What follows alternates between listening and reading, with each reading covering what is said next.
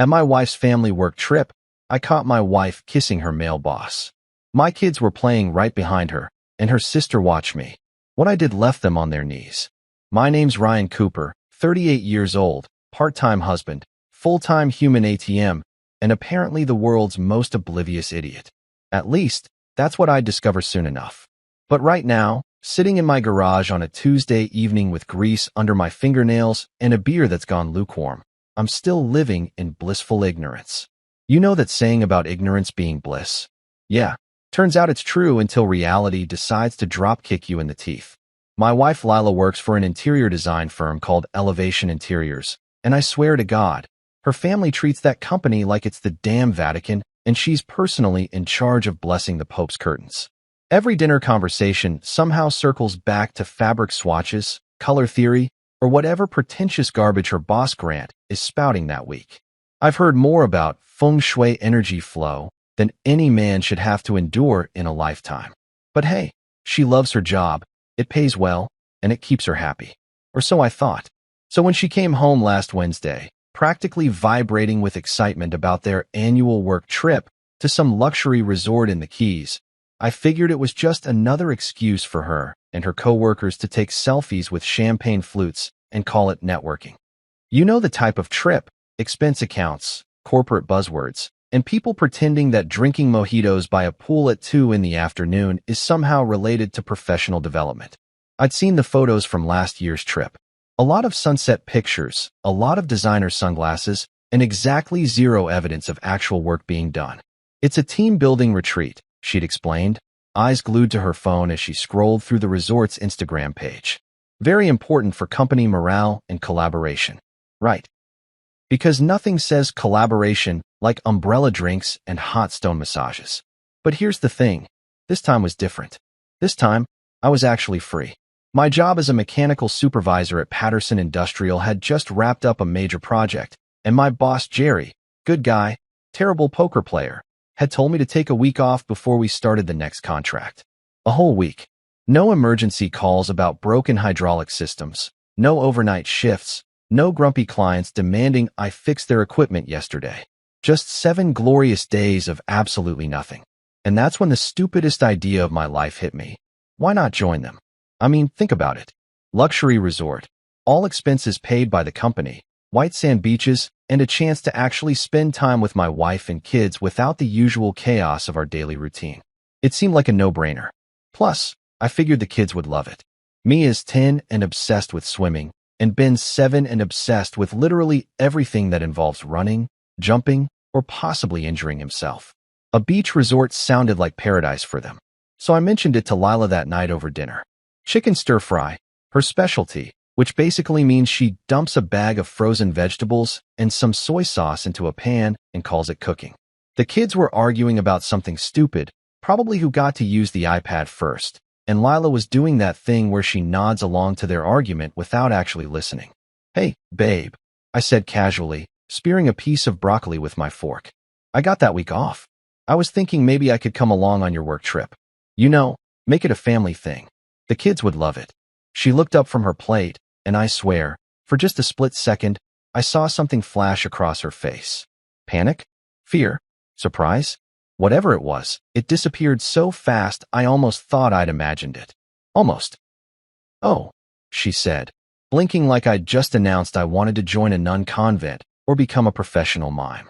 "Oh, that's great, honey. Really great. The kids they'll love it." Notice what she didn't say? "I'll love it." Or "that sounds wonderful." Or literally any variation of enthusiasm about her husband joining her on a romantic beach vacation. But I was too wrapped up in my own excitement to notice the red flags.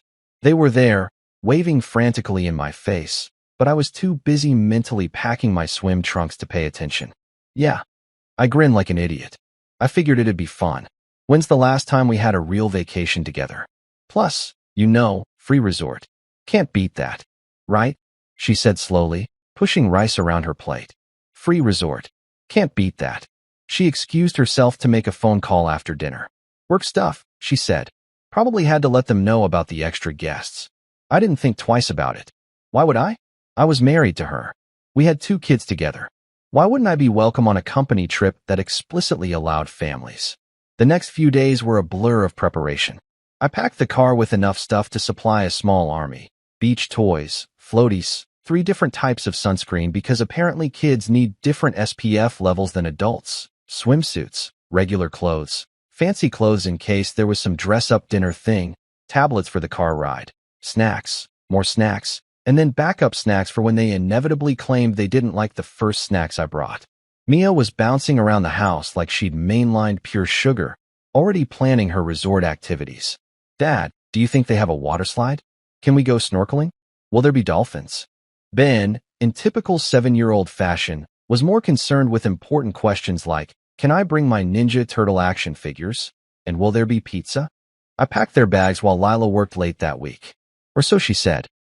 3 nights in a row, she didn't get home until after 9. Big project, she explained.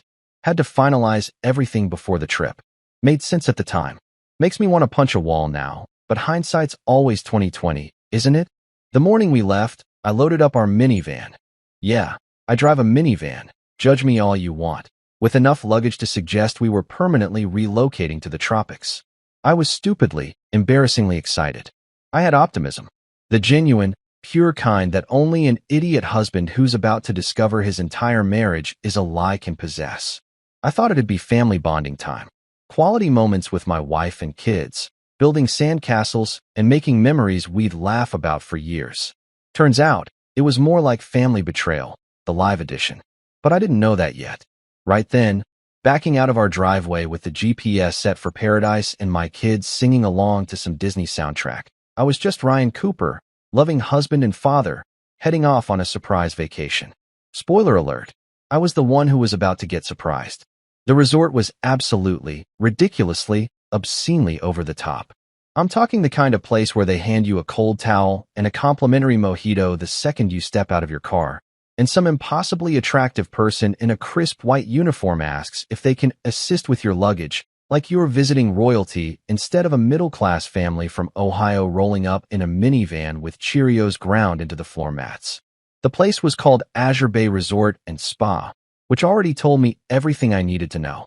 Any place with Azure in the name is automatically charging you 300% markup on everything.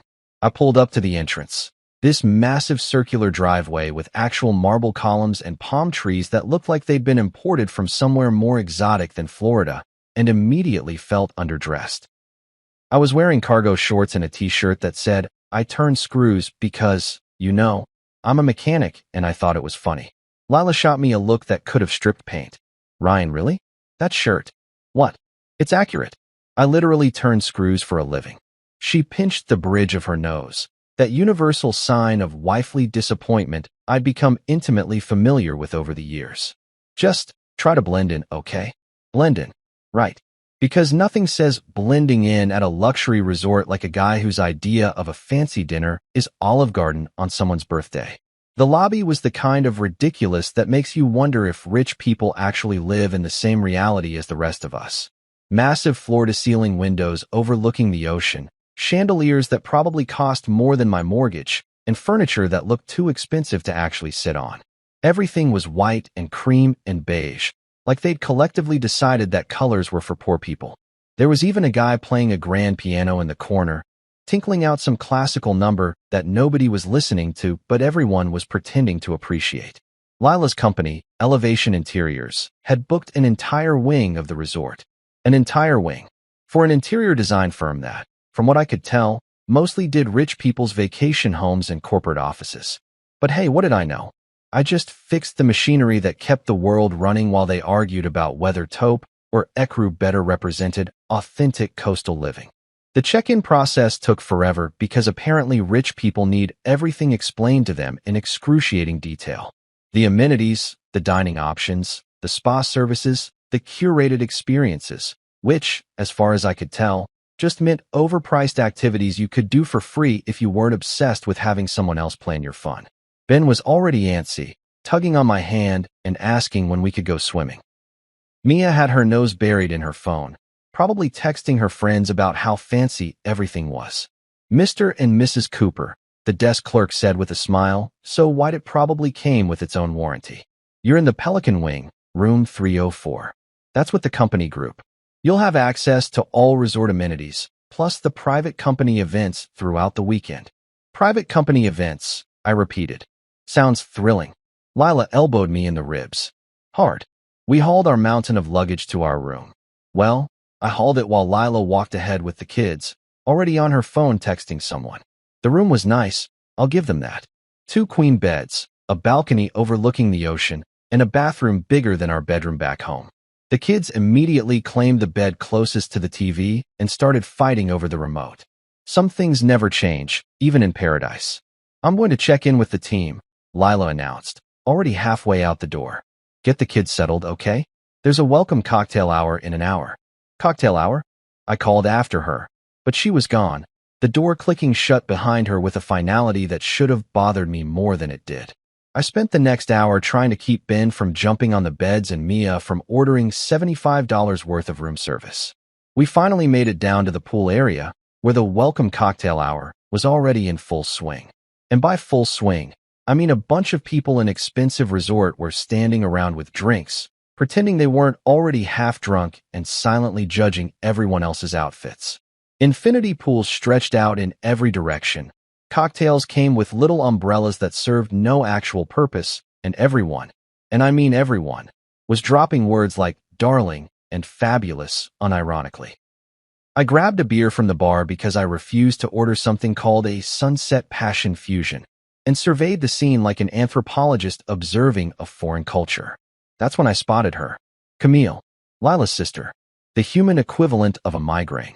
Camille was 29, impossibly thin in that way that suggested she survived on kale smoothies and Spite, and had the kind of personality that made you understand why some animals eat their young. She was wearing a white sundress that probably cost more than my car payment, oversized sunglasses perched on her head like a tiara, and she was holding a glass of rose like it was an Olympic torch. She spotted me immediately. Of course she did. Camille had a sixth sense for sniffing out situations where she could make someone uncomfortable. It was her superpower. That and making passive-aggressive comments disguised as compliments. "Oh, Ryan," she squealed, click-clacking over in heels that had no business being worn on pool deck. "You actually came. Lila said you were busy fixing tractors, or doing man things." Man things? Like I was some caveman who'd wandered out of the wilderness and accidentally stumbled into civilization. I resisted the urge to grunt and scratch myself just to complete the image she clearly had of me. "Yeah, man things," I said, taking a long sip of my beer. "Like paying for your Wi-Fi every time you visit and mysteriously forget your credit card." Her smile tightened. "Score 1 for Ryan." "Well, it's just so surprising," she continued, eyeing my cargo shorts like they were made of actual garbage. "I didn't think this would be your scene. You know, with all the elegance. You'd be amazed what I can handle, Camille. I once survived an entire Thanksgiving with your mother. This is nothing." She laughed, but it was that fake tinkling laugh women do when they're mentally composing a group chat message about you. "Oh, you're hilarious. No wonder Lila loves you." Except Lila didn't love me. Or at least, not the way I thought she did. But I didn't know that yet. I was still operating under the delusion that my marriage was solid, that my wife was faithful, and that this trip would be a nice family bonding experience. I shrugged, playing it cool. Turns out the tractors can survive without me for a weekend. Shocking, I know. Camille's eyes darted over my shoulder, and her expression shifted, just for a second. It was a look I couldn't quite read. Concern? Warning? Amusement? Whatever it was, it vanished as quickly as it appeared. "Well, I'm sure you'll have a memorable time," she said. And there was something in the way she said memorable that made the hair on the back of my neck stand up. She laughed again, raising her glass in a mock toast before sashaying away to terrorize someone else. Lila, who'd been standing about 20 feet away in a cluster of her coworkers, didn't laugh. Didn't even smile. She just watched me with this unreadable expression, like I was a puzzle she was trying to solve. And that told me everything I needed to know. Well, not everything, but enough to make me realize that something was very, very wrong. I just didn't know how wrong yet. By evening, the whole corporate circus was in full swing, and I was starting to understand why Lila had been so weird about me tagging along.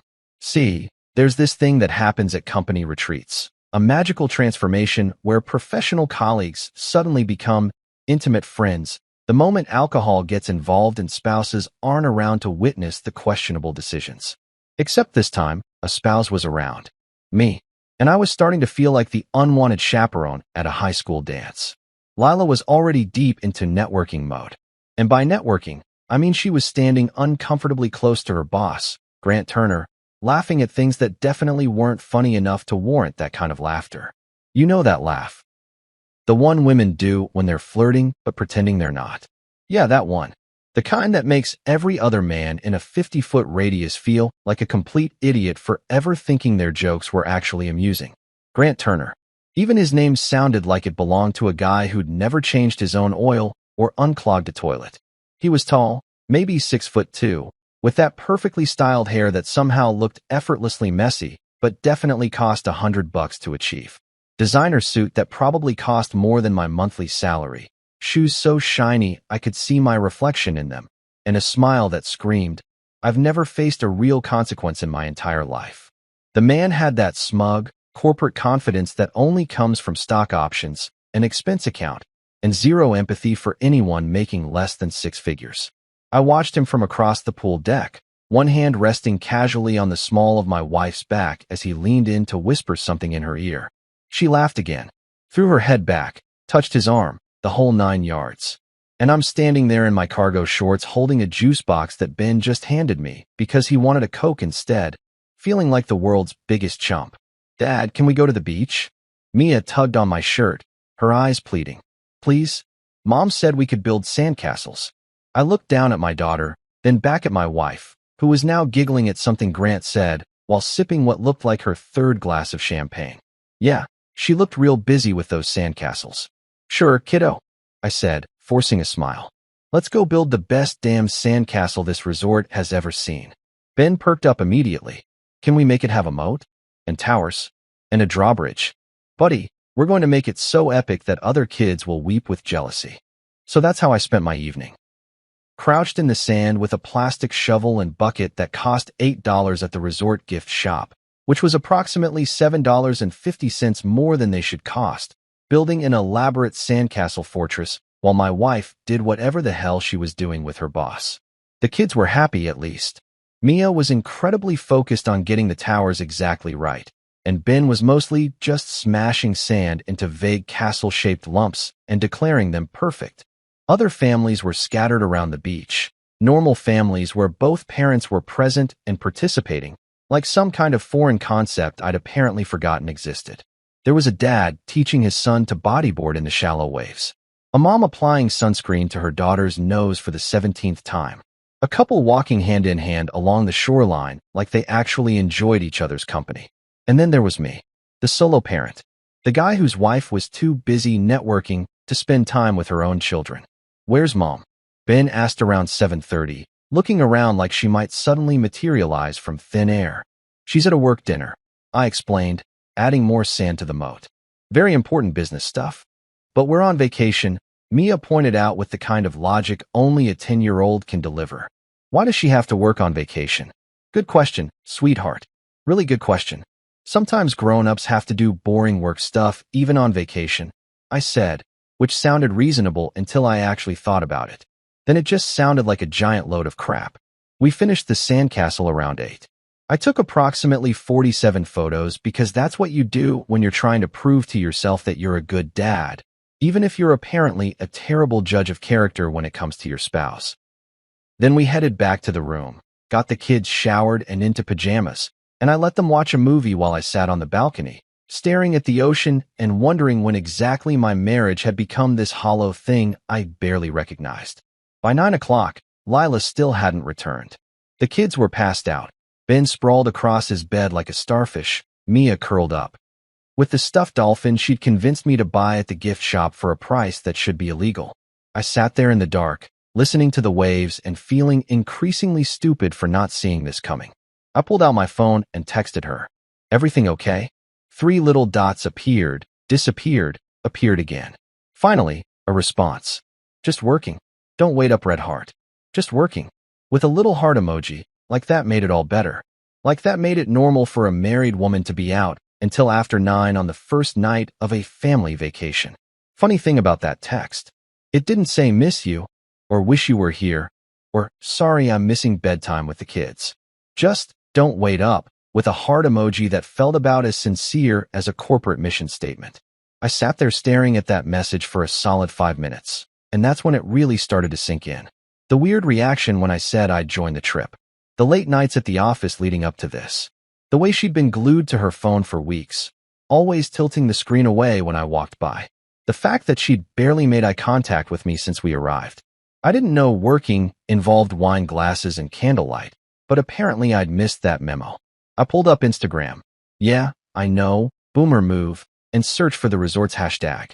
Took me about 30 seconds to find what I was looking for.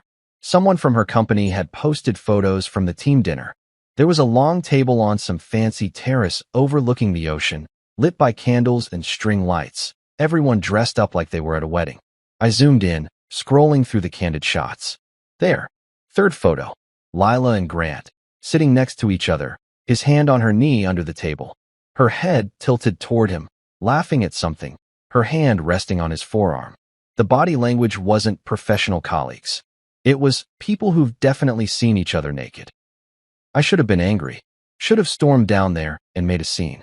Should have done something other than sit on that balcony in the dark, listening to my kids sleep and feeling my entire world shift beneath me like sand eroding under waves. But I didn't, because I'm not the explosive type. Never have been.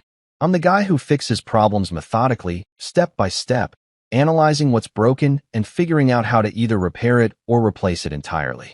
And right then, staring at that photo, I realized my marriage wasn't broken. It was already gone. I just hadn't noticed until now. So I sat there, made a mental note of everything I was seeing, and started planning. Because if there's one thing I'm good at, it's taking things apart and seeing exactly how they work. And I was about to dismantle my wife's perfect little lie piece by piece. The next morning arrived with the kind of obnoxious cheerfulness that only tropical destinations can provide. Bright sunshine, chirping birds, and the smell of ocean air mixed with overpriced resort breakfast buffet. I woke up to find Lila already in the shower, humming some pop song like she didn't have a care in the world. Like she hadn't spent the previous evening playing footsie with her boss, while I built sandcastles with our children. The audacity of it all was almost impressive. She emerged from the bathroom in a cloud of expensive perfume and steam, wrapped in one of those plush resort robes that probably cost more than my entire wardrobe. Her hair was still damp, and she had that post-shower glow that I used to find attractive, but now just made me wonder if she'd looked like that yesterday morning too, and if so, whose shower she'd been using. "Morning, honey," she said brightly, leaning down to kiss my forehead like we were starring in some wholesome family sitcom. The company's hosting a family brunch at 10. Very casual, just the team and their families getting to know each other. Casual, right? Because nothing says casual like a mandatory corporate bonding experience where everyone pretends to like each other's kids and swap stories about their lives that are 50% embellished and 100% boring. Sounds great, I said, my voice flat enough to iron shirts on. If she noticed my lack of enthusiasm, she didn't show it. The kids were already awake and bouncing off the walls with that inexhaustible energy that only children possess. Ben was demanding pancakes immediately, and Mia was trying to decide between 3 different outfits like we were attending a state dinner instead of a breakfast with a bunch of interior designers who spent their days arguing about throw pillows. We made our way down to the resort's beachfront pavilion around 10, where the company had set up this elaborate brunch spread that made me question everything I thought I knew about corporate budgets. I'm talking made-to-order omelets, fresh fruit carved into elaborate shapes, a waffle station, 3 different types of bacon, and champagne for the adults because apparently day drinking is considered festive when you're on a corporate retreat. The pavilion was crawling with Lila's co-workers and their families, a whole parade of people I'd never met and had zero interest in knowing. Everyone was doing that fake-friendly thing where they introduce themselves and immediately forget your name, then spend the next 10 minutes trying to one-up each other's vacation stories or brag about their kids' accomplishments. "Oh, you're Ryan," one woman said, extending a hand with nails so long they looked like weapons. "Lila talks about you all the time. You're the mechanic, right?" The way she said mechanic made it sound like I cleaned sewers for a living. I shook her hand anyway because my mother raised me to have manners, even when dealing with people who clearly think they're better than you. "Mechanical supervisor," I corrected with a smile that didn't reach my eyes. I keep the machines running that make your comfortable life possible. Her smile faltered. Lila shot me a warning glance. I ignored it and grabbed a plate, loading it up with enough bacon to give a cardiologist nightmares. Grant was there, of course, holding court near the mimosa station like some kind of preppy king addressing his subjects. He was wearing linen pants and a polo shirt that probably cost $300, but was designed to look casual. His whole vibe screamed, "I summer in the Hamptons," even though I'd bet money he was from somewhere deeply mediocre like Connecticut or New Jersey. Lila gravitated toward him like a moth to a flame, laughing at something he said before I'd even finished filling my plate. She looked radiant. That's the word that kept popping into my head. Radiant. The kind of glow you get after a night that definitely wasn't spent sleeping alone in a hotel room with your husband and kids. I spent the next hour playing the dutiful spouse, making small talk with people whose names I forgot immediately, watching my kids devour their weight in waffles, and observing my wife pretend I didn't exist. She was in her element, smiling, networking, touching people's arms in that way that's supposed to seem friendly, but actually just establishes dominance. And Grant was always there, hovering near her like a well-dressed shark. Around 11:30, Lila announced she was taking the kids to the playground by the beach. There was this fancy setup near the water, swings, slides, climbing structures, all of it designed to look natural and eco-friendly, while probably costing more than a small house. "You coming?" she asked me, but it was clear from her tone that she hoped I'd say no. "Yeah, actually," I said, grabbing my phone. "Thought I'd take some family photos.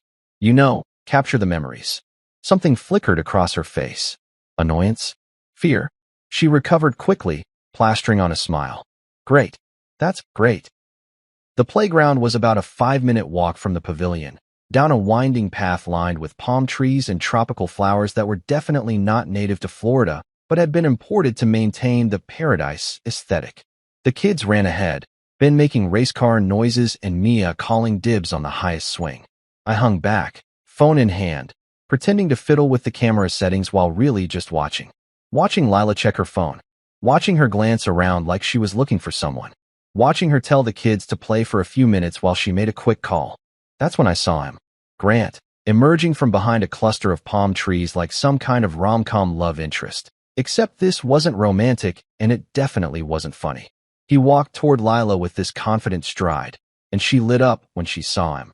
Actually lit up, her whole face transforming in a way I hadn't seen directed at me in years. I should have announced myself. Should have walked over there and interrupted whatever was about to happen. But something stopped me. Maybe curiosity. Maybe the part of my brain that needed to see it with my own eyes to really believe it. Maybe just good old-fashioned stupidity. They talked for maybe 30 seconds, standing close. Too close for colleagues. Definitely too close for a married woman and her boss. Lila kept glancing over at the kids. My kids, our kids, who were completely oblivious, playing tag around the jungle gym like nothing was wrong. And then it happened. Grant reached out, tucked a strand of hair behind Lila's ear. That move, that classic, cliché, romantic movie move, and pulled her in. And she let him. She didn't pull away, didn't push him back, didn't do any of the things a faithful wife should do. She just tilted her head up and kissed him back.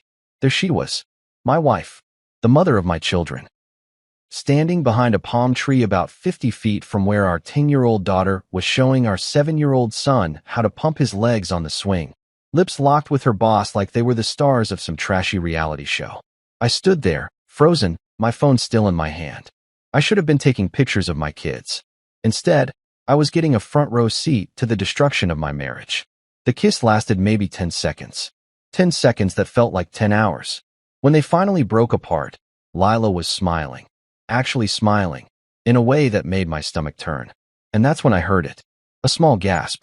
I turned my head, and there was Camille, Lila's sister, standing about 10 feet away from me with a glass of lemonade in her hand and an expression that can only be described as, "Oh shit." Our eyes met. Hers went wide. Mine stayed cold. She froze like a deer in headlights, and I could practically see the calculations running through her head. What to say, how to play this, whether to pretend she hadn't seen me seeing them. I smiled. Not a happy smile. Not even a sad smile. The kind of smile that said, "Yeah, I saw it. And yeah, you saw me see it." And yeah, you're gonna remember this moment for the rest of your life. She opened her mouth, closed it, opened it again. Nothing came out. I raised my phone, snapped a photo of my kids playing. Just my kids, exactly what a good dad would do, and walked back toward the pavilion without saying a single word. Because what do you say in that moment? What possible combination of words could capture the feeling of watching your entire life implode in real time while your children play innocently in the background? So I said nothing. I just smiled and kept walking. Now, here's the thing about catching your wife cheating. Most people have this idea that you're supposed to explode immediately. Scream, throw things, make a scene that'll get you kicked out of the resort and possibly arrested for disturbing the peace. It's the Jerry Springer approach to infidelity, complete with chair throwing and bleeping out every other word. Very dramatic, very cathartic, very stupid. Me? I went back to the buffet and got another plate of pancakes. Because if you're going to catch your wife swapping spit with her boss while your kids play tag 50 feet away, you might as well do it on a full stomach. The pancakes were pretty damn good, too, fluffy, buttery, with this caramelized banana topping that probably had more calories than my entire weekly intake. But you know what? I earned those calories. I earned every single one of them by being the idiot who thought his marriage was solid. I sat down at one of the beachfront tables, fork in hand, watching the ocean roll in and out like nothing catastrophic had just happened. A waiter came by. Kid couldn't have been more than 20, with that eager-to-please resort employee smile, and asked if I needed anything else. Yeah, I said, cutting into my pancake stack. You got any whiskey? He blinked. Sir, it's 11:30 in the morning. Is that a no? I can get you a mimosa. Make it a double. He scurried off, probably adding a note to my file that I was a potential problem guest. Whatever. I was officially past caring about maintaining appearances. The mimosa arrived. Barely any orange juice, mostly champagne, exactly what I needed. I sipped it and watched the other families enjoying their vacation. There was a couple teaching their toddler to walk in the sand.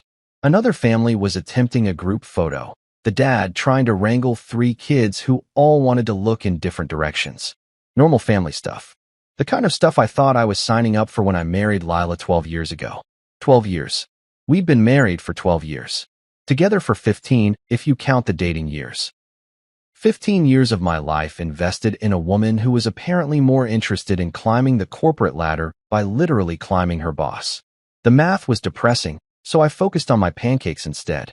That's when Lila came back, kids in tow, looking perfectly composed except for the slight flush in her cheeks that could have been from the sun or from making out with Grant Turner behind a palm tree. Tough to say, really. There you are, she said brightly, like I was a lost puppy she'd been searching for. The kids wanted more fruit. Right, guys? Mia and Ben nodded enthusiastically, already eyeing the watermelon station like it held the secrets to eternal happiness. I watched them run off, oblivious to the fact that their mother was lying, cheating. You okay? Lila asked, sitting down across from me. You look weird. Weird. I took another sip of my mimosa. I'm great. Living the dream. Literally. This is a dream vacation. She studied my face, trying to figure out if I was being sarcastic or genuine. Good luck with that, sweetheart.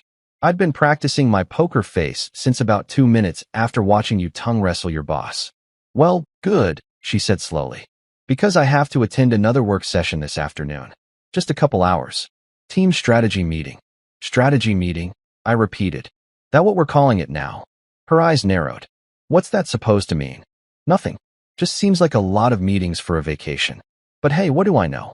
I just fix tractors and do man things.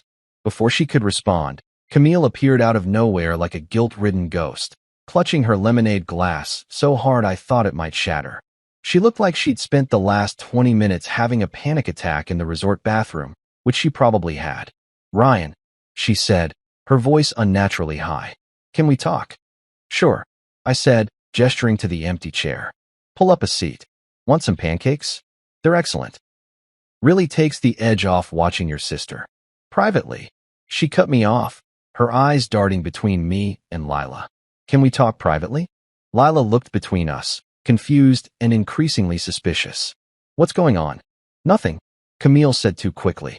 Just family stuff. Wedding gift stuff. For Rachel's wedding. You know, boring logistics. Rachel was their cousin. She wasn't getting married. Camille was a terrible liar, which almost made me like her more. Almost. Fine, Lila said, standing up. I need to check in with Grant anyway, with the team. I need to check in with the team. Freudian slip much? She walked off, and Camille immediately leaned in, her voice dropping to a panicked whisper. Ryan, listen, I don't know what you think you saw. I think I saw my wife kissing her boss while our children played in the background. But hey, maybe I need glasses. Maybe it was just a really aggressive handshake. She went pale. Oh God, you really saw? Yeah, Camille, I really saw. Thanks for the front row seat, by the way. Very considerate of you to witness my public humiliation. I didn't know you were there. I just came to check on the kids and she stopped, realizing what she'd just admitted. Look, it's not what it looks like. Really, I leaned back in my chair, genuinely curious now, because it looked like my wife is having an affair with her boss. So if it's not that, I'm dying to know what alternative explanation you've got. She opened her mouth, closed it, opened it again. She looked like a fish trying to breathe on land, which was oddly satisfying to watch. How long? I asked, my voice calm. Too calm. The kind of calm that comes right before a Category 5 hurricane makes landfall. Ryan. How long? She swallowed hard. I don't know the details. I swear I don't. But there have been signs. Since maybe 6 months ago. The late nights, the private meetings, the way she talks about him. 6 months. I did the math.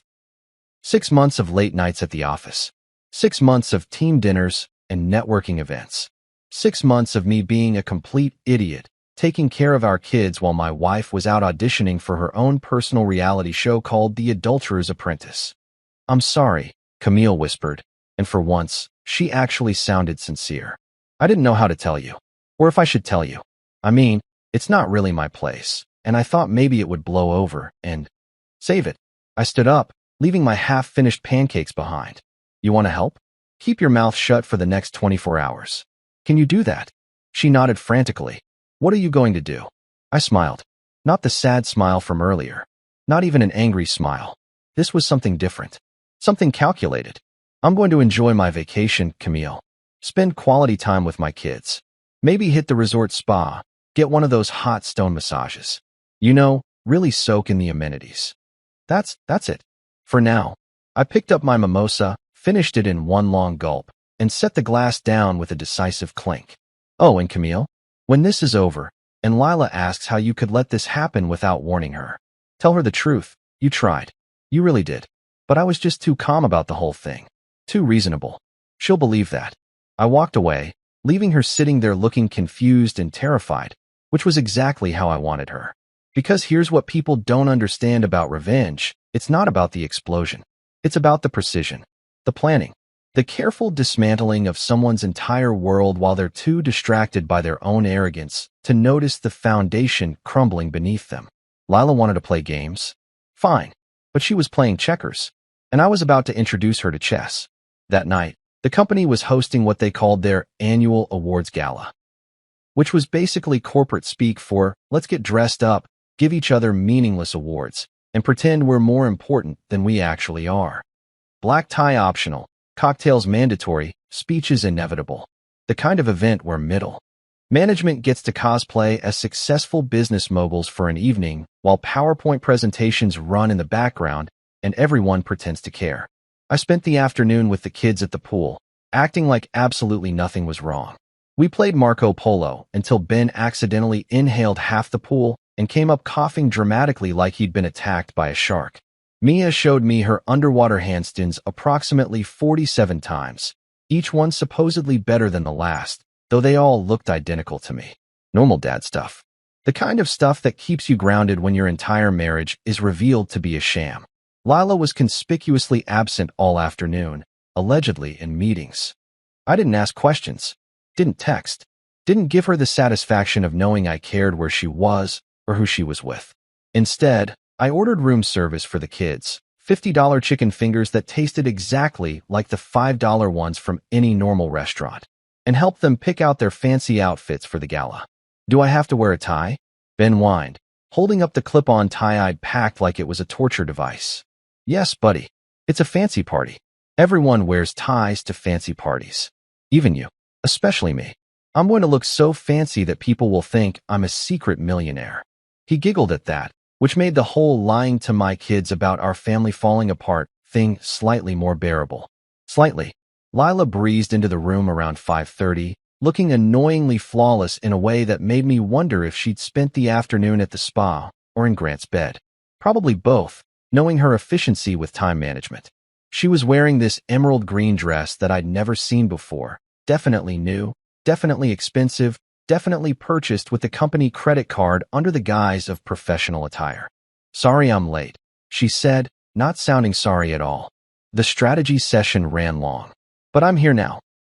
Let me just shower and change, and we'll head down together." Together. Like we were a unit. Like we were a functional family instead of a husband, a wife, and the ticking time bomb of her infidelity waiting to explode. "Take your time," I said pleasantly. "I'll get the kids ready." She disappeared into the bathroom, and that's when I saw it. Sitting on the dresser, right next to her makeup bag and phone charger, was a small USB drive. The kind companies use for presentations and file transfers. It had a little label on it that said EI Gala 2025 in Lila's neat handwriting. I stared at that USB drive for a solid 10 seconds, my brain working through the possibilities. The gala. There would be presentations, awards, speeches, probably some kind of slideshow showcasing the company's achievements, the team's hard work, all that corporate propaganda that makes people feel important. And Lila, being the overachiever she was, had probably volunteered to help put it together. I picked up the USB drive, turning it over in my hand. It was light, innocuous, the kind of thing you'd barely notice if it disappeared for a few minutes. Through the bathroom door, I could hear the shower running, Lila humming that same pop song from this morning. "Kids," I said casually, "I'm going to run down to the lobby real quick. Need to grab something from the gift shop. Stay here, watch TV. Don't open the door for anyone except me or Mom." "Got it. Can you get me candy?" Ben asked immediately. "Sure, buddy. I'll get you candy." I pocketed the USB drive and headed downstairs, my heart pounding in a way that had nothing to do with taking the stairs instead of the elevator. The business center was on the second floor, a small room with 2 computers, a printer, and the kind of harsh fluorescent lighting that makes everyone look like they're suffering from a terminal illness. It was empty, thank God, because I really didn't need witnesses for what I was about to do. I plugged in the USB drive and waited for it to load. The folder opened up, revealing exactly what I'd expected: PowerPoint presentations, photo galleries, company statistics, all meticulously organized because Lila was nothing if not thorough. There was a folder labeled Team Photos Resort that had about 200 pictures from the past 2 days. Group shots at dinner, candid photos by the pool, people laughing and toasting with wine glasses. And then I found it. Photo number 147. Lila and Grant, behind the palm tree, mid-kiss.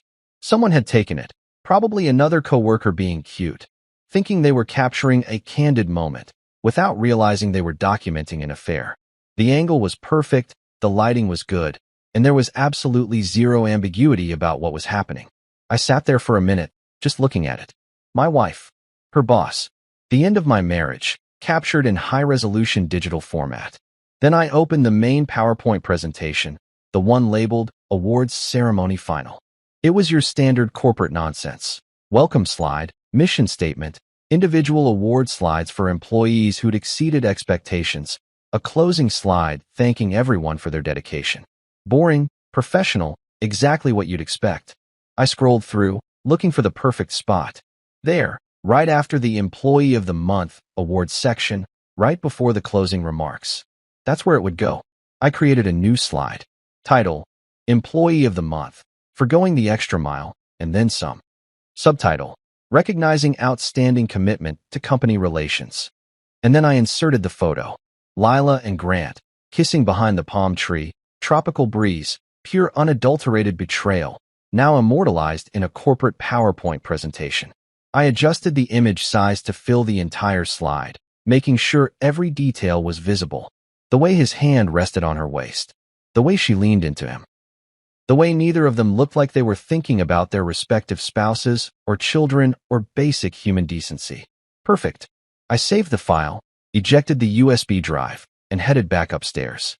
The whole operation took maybe 10 minutes. Ben was watching cartoons, Mia was texting her friends, and Lila was still in the shower, completely oblivious to the fact that her life was about to become a cautionary tale about why you shouldn't cheat on your spouse at a company retreat. I placed the USB drive back on the dresser, exactly where I'd found it, and sat down on the bed like nothing had happened. Because nothing had happened. Not yet. But tonight, at the gala, in front of her entire company, her family, her boss's wife, and approximately 200 witnesses, tonight, something was definitely going to happen. Lila emerged from the bathroom 20 minutes later, makeup flawless, hair perfect, dress hugging her in all the right places. She looked like $1,000,000, which was ironic considering she'd just become worthless to me. "How do I look?" she asked, doing a little spin. "Like you're about to have a very memorable evening," I said honestly. She smiled, completely missing the subtext. "You're sweet. Now come on, we don't want to be late." I told Grant. I told everyone. We'd be there early. "Wouldn't miss it for the world," I said, standing up and straightening my tie. Literally, nothing could keep me away from this event. She grabbed the USB drive from the dresser, slipped it into her clutch, and headed for the door. I followed, fighting the urge to smile. Tonight was going to be interesting. The gala was being held in the resort's grand ballroom, which was one of those spaces that tries way too hard to be impressive. Crystal chandeliers, floor-to-ceiling windows overlooking the ocean, tables draped in white linen with centerpieces that probably cost more than my monthly mortgage payment. Everything was gold and ivory and expensive, designed to make people feel like they'd achieved something significant in their lives beyond choosing the right employer. We arrived fashionably on time, which in corporate speak means 15 minutes early so you can schmooze before the actual event starts. The room was already filling up with Lila's co-workers and their spouses, everyone dressed to the nines, air-kissing and complimenting each other's outfits with the sincerity of politicians during election season. The bar was open, thank God, because I was going to need alcohol to get through this without my face giving away what was about to happen. "Ryan." Grant appeared out of nowhere, hand extended, smile plastered on his face like we were old buddies instead of two guys who'd never actually had a real conversation. "So glad you could make it. Lila's told me so much about you." "I'll bet she has, you smug bastard." "Grant," I said, shaking his hand with just enough pressure to make it slightly uncomfortable. "Great party. Really captures that whole we're important people doing important things vibe." He laughed, completely missing the sarcasm. "Well, we like to celebrate our achievements. It's been a banner year for Elevation Interiors." "I'll bet," I said, glancing at Lila, who was conveniently avoiding eye contact. "Seems like everyone's been working really hard. Lots of late nights. Lots of collaboration." "Exactly." Grant clapped me on the shoulder like we were teammates. "That's the spirit. Your wife is one of our top performers. Absolutely indispensable." Indispensable. That's one word for it. Lila finally looked at me, her eyes sending warning signals that I cheerfully ignored. "Honey, why don't you get a drink? I need to help set up the presentation." "Oh, I wouldn't miss this presentation for anything," I said, heading toward the bar. "I have a feeling it's going to be unforgettable." I ordered a whiskey. Neat, because tonight called for the hard stuff, and found our assigned table. The kids were at the children's table in the corner, probably thrilled to be eating chicken fingers with other kids instead of sitting through corporate speeches. Camille was already seated at our table, looking like she might vomit at any moment. She'd clearly spent the afternoon in a state of panic, wondering what I was planning and whether she should warn Lila. She hadn't warned her. I could tell because Lila was up at the front of the room, laughing with Grant and the AV guy, completely relaxed and unsuspecting. "Ryan," Camille whispered urgently as I sat down. "What are you going to do?" "Watch a presentation," I said innocently. "Support my wife's professional endeavors. Be a good spouse. You know, typical husband stuff." "You're scaring me." "Good." I took a sip of my whiskey. "You should be scared. You've been watching this train wreck for 6 months and didn't say a word." She went pale but didn't argue, because what could she say? She'd known. They'd all known, probably. The whole company had likely watched Lila and Grant's professional relationship develop into something decidedly unprofessional, and nobody had thought to maybe give the husband a heads up. The lights dimmed.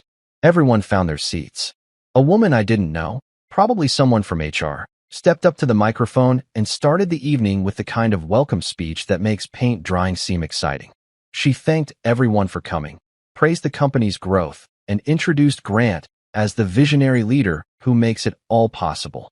Grant took the stage to polite applause, launching into a speech about teamwork, dedication, and thinking outside the box, which is corporate speak for, I don't actually have any new ideas, but I'm going to act like I do.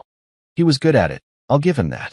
Confident, charismatic, the kind of guy who could sell ice to Eskimos or affairs to married women.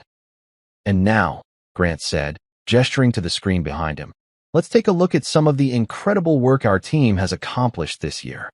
The lights dimmed further. The projector hummed to life. And there it was, Lila's carefully crafted PowerPoint presentation, starting with the company logo and mission statement in elegant typography. I sat back in my chair, whiskey in hand, and waited. The slides progressed normally at first. Photos of completed projects, fancy living rooms, corporate offices, restaurant redesigns. Statistics about client satisfaction and revenue growth. Individual employee highlights. Each person getting their moment of recognition with their photo and a brief description of their contributions. Then came the Employee of the Month section. 3 people were being honored, some junior designer, a project manager, and someone from accounting. Each got their slide, their photo, their little paragraph of praise.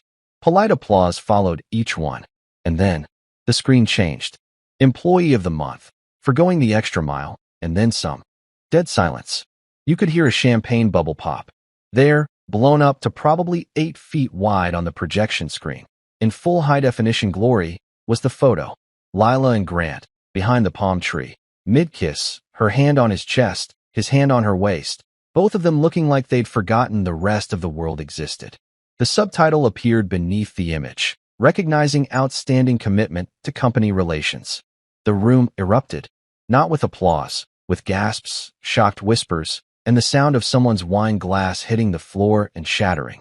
I watched it all unfold in slow motion, like I was watching a nature documentary about the collapse of an ecosystem. Grant's face went from tan to white to red in about 3 seconds flat. He turned to look at the screen, then at the AV guy, then at Lila, his mouth opening and closing like a fish drowning in air. Lila went completely pale, and I mean pale, like all the blood had drained from her body and pooled somewhere around her designer heels. She stood there frozen at the side of the stage, one hand clutching her champagne glass, the other pressed against her mouth in horror. Camille made this strangled sound next to me and dropped her wine glass. It shattered on the table, red wine spreading across the white linen like a crime scene. But the best part, the absolute cherry on top of this disaster Sunday, was Grant's wife. I hadn't even known she was here. Hadn't seen her come in. But there she was, sitting 3 tables away, a blonde woman in a silver dress who'd been chatting pleasantly with other spouses just moments ago. She stood up slowly, her chair scraping against the floor in the silence, and every single person in that ballroom turned to watch her. She walked toward the stage with the kind of purposeful stride that suggested she'd been waiting for this moment, maybe not consciously, but somewhere deep down where wise know things they don't want to admit. Her heels clicked against the floor, click, click, click, like a countdown to detonation. Grant saw her coming. "Jennifer, honey, I can explain." Slap.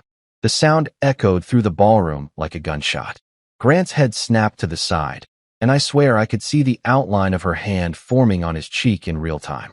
"Explain it to your lawyer," she said, her voice crystal clear despite the chaos. Then she turned and walked out, dignity intact, marriage destroyed, but at least with her self-respect. The room exploded into chaos.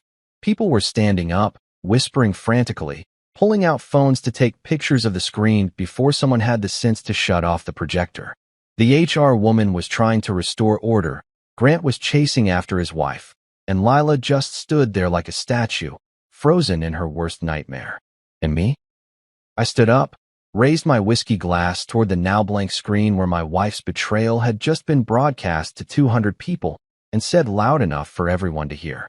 "Cheers, everyone. Now that's what I call strong team bonding." A few people laughed, nervous, uncomfortable laughter, but laughter nonetheless. Most just stared at me like I'd grown a second head. Ben appeared at my elbow, tugging on my jacket.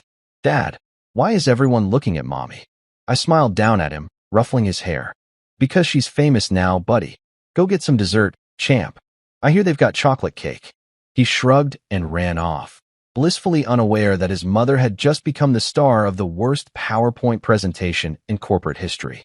I finished my whiskey, set the glass down on the table with a decisive clink, and walked toward the exit. Behind me, I could hear Lila starting to cry, people arguing, chaos spreading like wildfire through the ballroom. But I didn't look back. I'd seen everything I needed to see. I made it approximately 30 feet down the hallway before I heard the rapid click-clack of heels behind me, getting faster and more frantic with each step. Part of me wanted to break into a full sprint just to see if Lila would actually chase me through the resort in a cocktail dress. But I'm a mature adult, so I settled for walking slightly faster and pretending I couldn't hear her calling my name. Ryan. Ryan, wait. Please.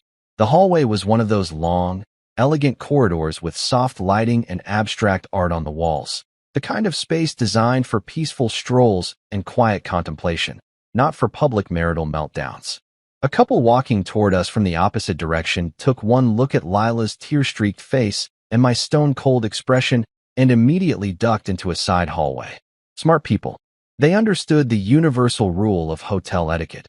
Never get involved in someone else's relationship drama. Ryan, stop. I stopped. Not because she asked, but because I'd reached the outdoor terrace and figured this was as good a place as any for the confrontation that was about to happen. The terrace overlooked the ocean, fairy lights strung overhead, the sound of waves crashing against the shore providing a soundtrack to what was about to be the worst conversation of Lila's life. Romantic setting, really. Shame about the circumstances. She caught up to me, breathless and crying, mascara starting to run in those little black rivers that would have been tragic if I had any sympathy left in my body. Spoiler alert, I didn't. Ryan, please, it's not what it looks like. I turned to face her, genuinely curious about what gymnastics her brain was about to perform to explain away photographic evidence of her tongue down her boss's throat. This should be good. Oh, good, I said calmly, leaning against the terrace railing. Because it looked like you were kissing your boss while our kids played in the background. So if it's actually interpretive dance or some kind of advanced CPR technique, I'm all ears. Really, educate me. It was a mistake. A moment of weakness. It didn't mean anything. A moment of weakness. I nodded thoughtfully, like I was actually considering this explanation. Interesting. And how long has this particular moment been going on? Because your sister mentioned something about 6 months. Her face went from pale to sheet white.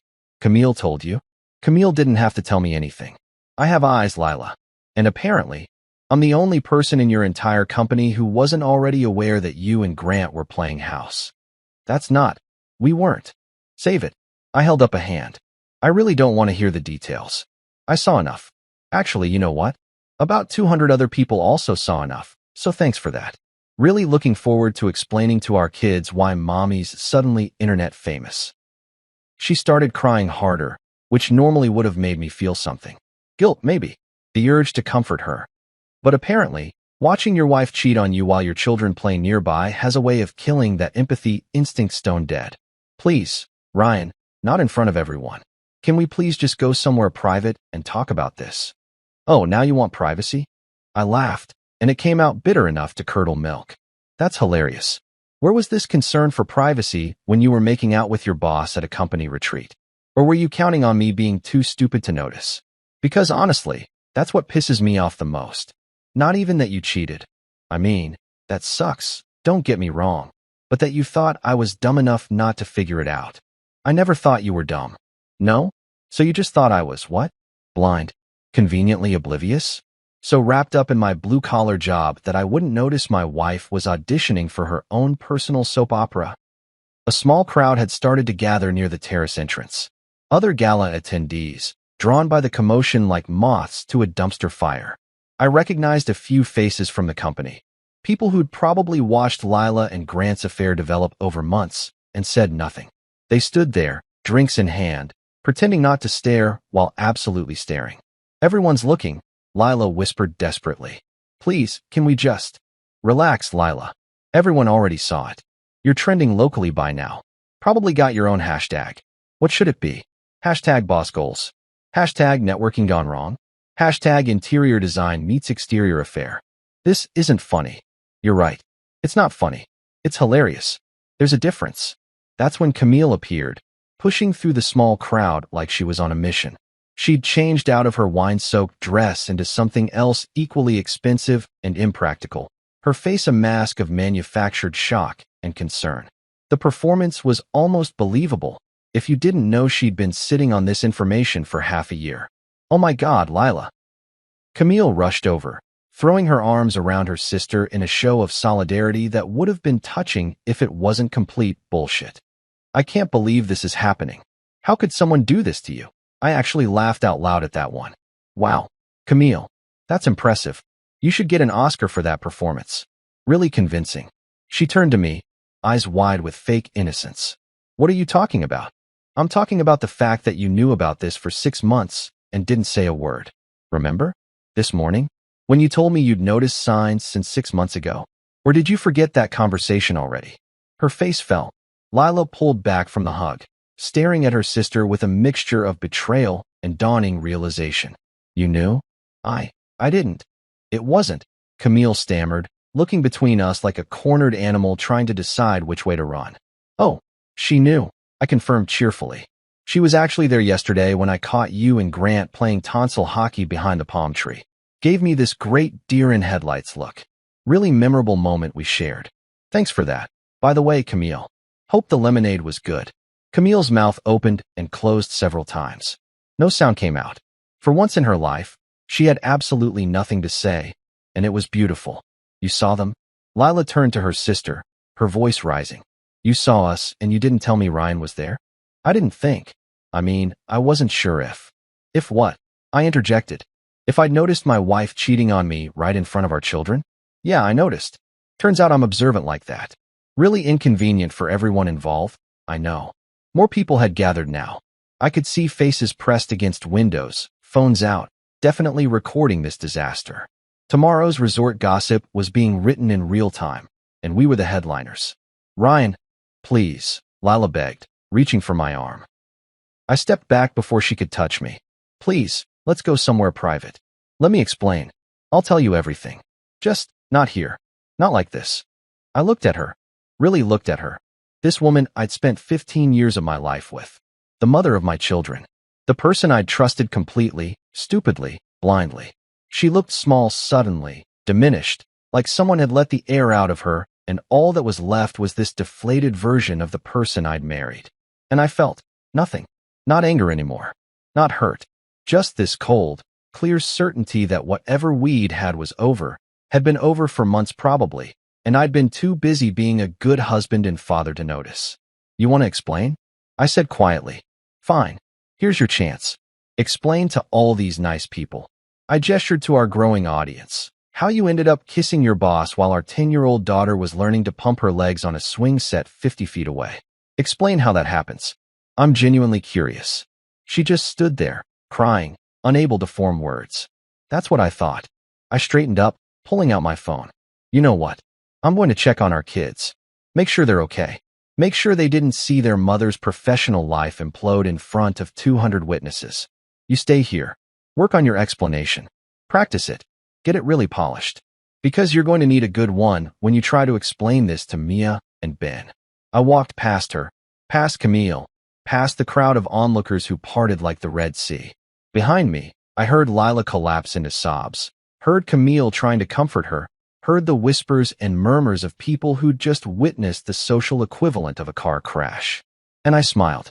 Not because I was happy, but because for the first time in 6 months, probably longer, I was finally seeing things clearly. And what I saw was freedom. I found the kids exactly where I'd left them. At the dessert table, engaged in what appeared to be a competitive eating contest involving chocolate cake, ice cream, and alarming quantities of whipped cream. Ben had frosting smeared across his face like war paint, and Mia was explaining to another kid why her dad was the coolest because he let them have 2 desserts. If only she knew her cool dad had just orchestrated the public destruction of her mother's career and reputation. Parent of the Year material, right here. "Dad," Ben spotted me first, running over with chocolate-covered hands. "Can we go night swimming? Some kid said the pool has lights, and it's super cool. Maybe tomorrow, buddy," I said, wiping his face with a napkin. "Right now, I need you and Mia to hang out in the kids' lounge for a bit. They've got movies and games." "Sound good." Is Mom coming? Mia asked, looking past me toward the ballroom entrance where chaos was presumably still unfolding. Mom's got some work stuff to handle, I said, which was technically true. Her work life was currently being handled by approximately 200 witnesses and probably social media by now. But I'll come get you in an hour, okay? And tomorrow we'll do whatever you want. Beach, pool, arcade, you name it. They bought it because kids are trusting and innocent and don't yet understand that sometimes adults destroy their entire lives in the span of one PowerPoint slide.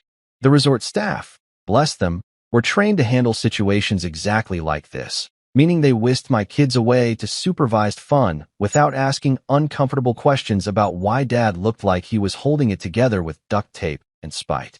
I headed back to our room, needing a moment alone before the next inevitable confrontation.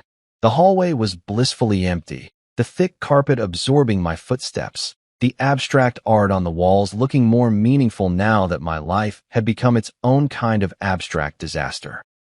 I used the keycard, stepped inside, and immediately poured myself a drink from the minibar, a $20 tiny bottle of whiskey that tasted like regret and poor decision-making. Perfect. That's when I heard voices in the hallway. Multiple voices. Loud voices. The unmistakable sound of Lila's family descending like a plague of judgmental locusts. I opened the door before they could knock, because at this point, why delay the inevitable? Standing there was the entire dysfunctional crew. Lila's parents, Richard and Patricia, her sisters Camille and the younger one, Sophie, and some cousin I'd met maybe twice whose name I couldn't remember if my life depended on it.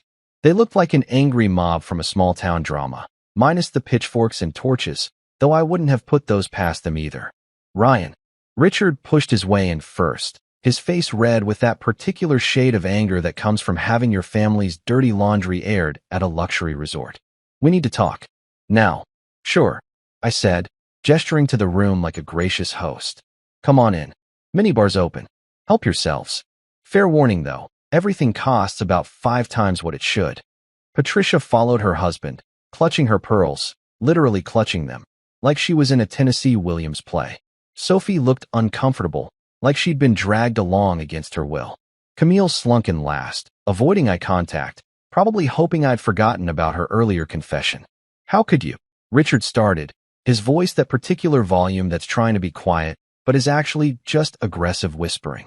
How could you embarrass our family like this? In front of all those people? Do you have any idea what you've done?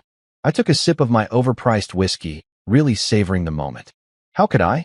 That's an interesting question, Richard. Let me think. Oh, I know. I caught your daughter cheating on me with her boss, and instead of quietly accepting it like some kind of doormat, I decided to make it a teachable moment. You know, actions have consequences, and all that parenting wisdom you definitely taught your daughters. That's not. You didn't have to. Patricia sputtered, her face going through several shades of scandalized. There are ways to handle these things privately.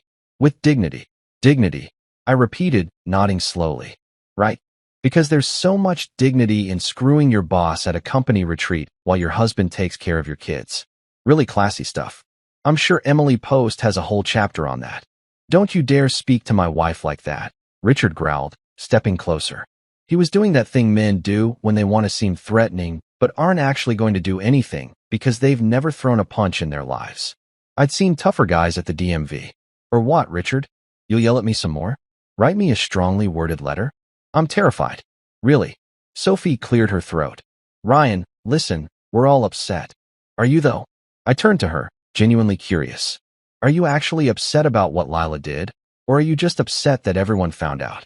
Because those are two very different things. Silence. Beautiful, telling silence. That's when the door burst open and Lila stumbled in, still crying. Makeup completely destroyed now, looking like she'd been through an emotional car wash. She stopped when she saw her family, her face crumpling even more if that was possible. Mom, Dad, don't. Richard cut her off, but his tone had softened considerably. We'll talk about this later. Right now, we need to fix this situation. Fix it. I laughed, and it came out sharp enough to cut glass. How exactly do you plan to fix this? You got a time machine? A memory eraser? Because short of that, I'm not seeing a lot of options here. Patricia moved toward Lila, maternal instinct overriding everything else. Sweetie, why don't you sit down? Oh, good, I interrupted. Everyone's here. Perfect timing, actually. Saves me from having to repeat myself.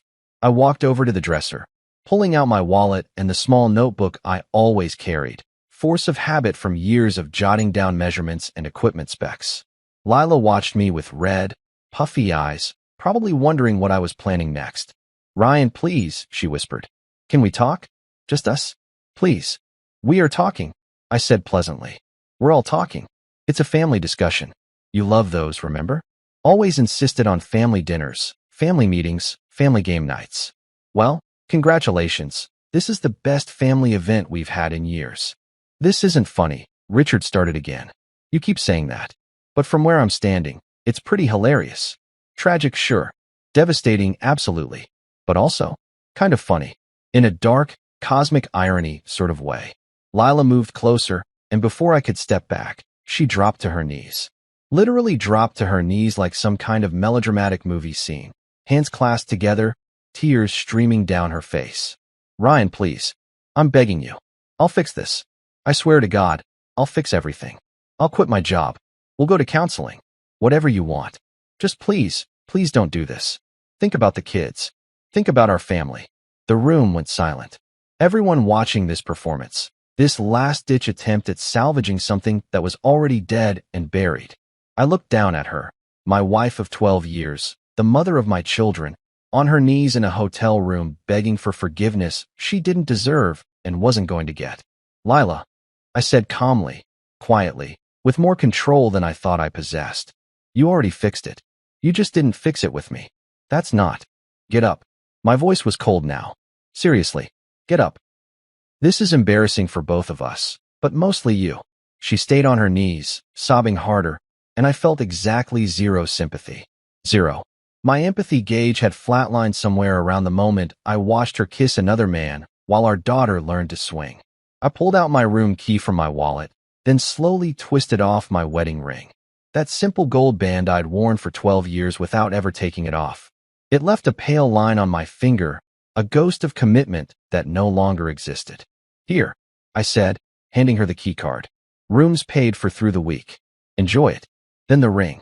I dropped it into her outstretched palm where it landed with a small, final clink. Her family was watching in horror now, like they were witnessing an execution. Good.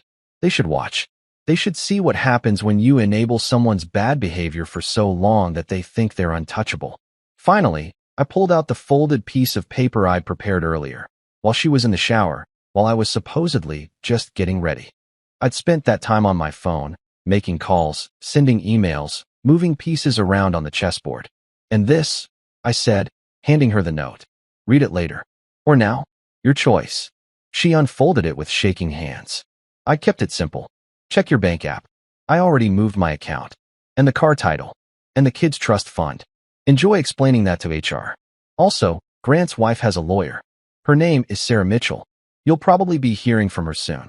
Best of luck with the deposition. Ryan. The color drained from her face as she read it. Then read it again. Then looked up at me with an expression that can only be described as dawning horror mixed with the realization that she'd severely underestimated the guy who fixes tractors. You can't, she started. I already did. Joint account is now just my account. The car we bought last year? Turns out it's in my name because I have better credit. Funny how that works. And the trust fund for the kids? Also my account, set up by me, with me as the sole trustee. You're welcome to lawyer up and fight me on it. But that'll be expensive, and I'm guessing your legal funds are about to get tied up in Grant's divorce proceedings. Richard exploded. You son of a... Careful, I warned, my voice dropping to something dangerous. Very careful, because I've been remarkably calm about this whole situation, but I'm about 2 seconds away from losing that calm and saying things that'll make tonight's PowerPoint presentation look like a children's birthday party. He stopped, mouth open, probably realizing that pushing me further wasn't the smartest move. I grabbed my overnight bag from the closet. I'd packed it earlier, another preparation they hadn't noticed, and headed for the door. Wait. Lila scrambled to her feet. Where are you going? What about the kids? I'll get them in an hour. We'll stay in a different room tonight. Tomorrow, we're going home. I'll figure out custody arrangements with my lawyer. You'll hear from them next week. Ryan. I stopped at the door, hand on the handle, and turned back one last time. You know what the worst part is, Lila? It's not that you cheated. People cheat. It happens. The worst part is that you did it here, at a family vacation, with our kids present, and you didn't even have the decency to be discreet. That's what kills me. You didn't even respect me enough to hide it properly. And with that, I walked out, closing the door on 12 years of marriage, 2 kids, a mortgage, and whatever future we might have had. Behind me, I heard Lila's sobs, her family's frantic whispers, the sound of everything falling apart. But I didn't look back. I was done looking back. A week later, I was back home in Ohio, sitting in my garage with a beer that was actually cold this time, no kids screaming in the background, and a silence that felt less lonely and more like peace. Funny how quickly you can adjust to a new normal when the old normal was built on lies and really expensive throw pillows. The fallout from the great PowerPoint incident of 2025, as I'd started calling it in my head, was even better than I'd imagined. Turns out, publicly humiliating your boss by exposing your affair with him at a company gala has some pretty significant career consequences. Who knew? Lila got fired 3 days after we returned. Not for the affair itself. Apparently that falls into some gray area of personal conduct. But because Grant's wife's lawyer argued that the relationship created a hostile work environment and potential liability issues. Something about power dynamics and company policy violations. The legal details went over my head, but the end result was crystal clear. Lila was out, her reputation was destroyed, and her LinkedIn profile now had a suspicious gap in employment that no amount of creative writing could explain away. Grant fared slightly better career-wise. He kept his job because apparently CEOs are harder to fire, but his personal life imploded spectacularly. His wife Jennifer didn't just divorce him. She took him to the cleaners so thoroughly that he was essentially working to pay her alimony and legal fees for the foreseeable future. Last I heard, he'd sold his BMW and was driving a Honda Civic. A used Honda Civic. From 2015. With manual windows. The schadenfreude was delicious. But the real prize, the absolute cherry on top of this disaster Sunday, was Camille. Sweet, judgmental Camille who'd spent years making snide comments about my cargo shorts and blue-collar job. She'd gone into what she called a spiritual retreat, but what everyone else recognized as hiding from the shame of being the sister who knew about the affair and said nothing. She'd apparently moved to some yoga commune in Colorado where she was finding herself and healing her chakras, and definitely not avoiding the family group chat where everyone blamed her for not warning Lila that I knew. I heard all this secondhand, of course, through the grapevine of mutual acquaintances and the occasional text from Sophie, who'd apparently decided I was the reasonable one in this whole mess. She sent me updates like I was watching a reality show, which honestly, I kind of was. The kids took it better than expected, which either meant I was handling it well or they were going to need therapy in about 10 years. Probably both. We'd had the talk, the age-appropriate version where mommy and daddy still loved them but weren't going to live together anymore. And no, it wasn't their fault. And yes, they could still have 2 Christmases, which was apparently the selling point for Ben. They stayed with me most of the time now. Lila had visitation on weekends, when she wasn't too busy job hunting or dealing with the legal nightmare her life had become. The house felt different with just the 3 of us. Quieter, simpler, like someone had removed a layer of tension I hadn't realized was there. We played Guess Who's a Bad Liar on Friday nights, which was my twisted way of teaching them critical thinking skills. Mia was eerily good at it. Ben just picked everyone and declared them all liars, which was honestly a pretty solid life philosophy. I'd started dating again. Nothing serious, just coffee with a woman from the gym who thought my story was incredibly bold instead of potentially psychotic. Progress. She laughed at my jokes, didn't expect me to pretend I cared about feng shui, and most importantly, wasn't secretly sleeping with her boss. The bar was low, but at least it existed. Sometimes, late at night when the kids were asleep and the house was quiet, I'd think back to that moment on the beach, watching Lila kiss Grant while our children played nearby, Camille standing there with her lemonade, the whole tableau of betrayal frozen in Florida sunshine. And you know what? I'd laugh. Not a bitter laugh anymore, but something lighter, almost grateful. Because that moment, as awful as it was, had given me clarity. It had shown me exactly who I'd married, who her family really was, and what I'd been tolerating for years without realizing it. The affair wasn't the problem. It was just the symptom of a marriage that had been dying slowly for years while I was too busy being a good husband and father to notice. The PowerPoint, that wasn't revenge. That was just truth with better production values. Sometimes people ask if I regret it. The public humiliation, the nuclear option, going scorched earth when I could have handled it quietly. And honestly, not even a little bit. Lila had made her choice publicly, with witnesses, with our kids playing in the background. I just made sure everyone else got to see what I'd seen. And the best part? The absolute final laugh. I didn't even need popcorn. Turns out, living well really is the best revenge. That, and a perfectly timed PowerPoint slide.